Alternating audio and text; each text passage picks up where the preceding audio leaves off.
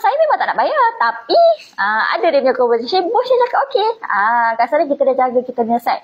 Sebab kebanyakan kita punya task ni, benda yang pelik-pelik ni kita kena buat betul-betul bagi clear tau. Di mana siapa-siapa saja tak kira kalau kita tak ada pun, orang ganti pun pergi review balik, mungkin 10 tahun akan datang tiba-tiba muncul benda ni.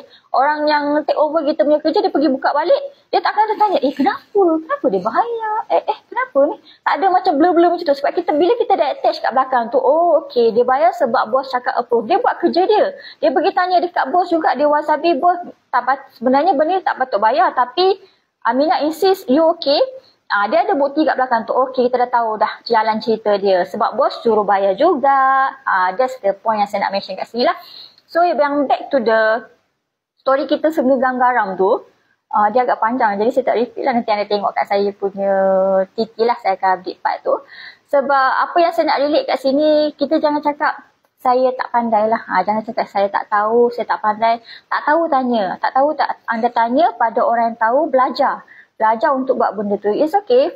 First trial kita mungkin kita akan buat benda tu tak kena 100%. Tak 100% betul. It's okay. Kali kedua buat lagi. Bila kita dah buat kali kedua, kita akan betulkan balik kita punya salah yang pertama.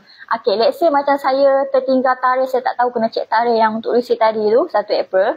Saya tengok amount, saya dah pass kat dia. It's okay. Kalau jadi benda tu, kali kedua anda mesti jaga-jaga. Betul tak? Anda mesti hati-hati tak? Anda akan ingat dah kesilapan yang anda buat pertama kali tadi. Yang tertinggal cek untuk tarikh. Jadi kali kedua bila kita handle benda tu, kena cek tarikh. Anda akan fikir macam tu dah. Sebab kita dah pernah buat silap yang sama. Silap yang pertama tu kita dah pernah buatkan yang tarikh tu. So kali kedua kita handle benda tu, kita mesti hati-hati. Tak nak ulang lagi silap yang pertama tertinggal tarikh. Betul? Benda tu yang akan carry on bila kita dah try kali ketiga. So kita buat benda tu memang dah okey dah. Tak ada salah. That's why kita jangan anggap kita punya kegagalan dalam hidup ni sesuatu yang ending. Next time, okey, kita bangun balik, saya tak akan buat balik kesilapan yang saya dah pernah buat, yang buatkan saya gagal ni. Okay? That's why macam ni punya, orang cakap apa? Cara lah, ni lah cara untuk kita nak naik balik, jangan ulang balik gagal yang sama. Teruskan.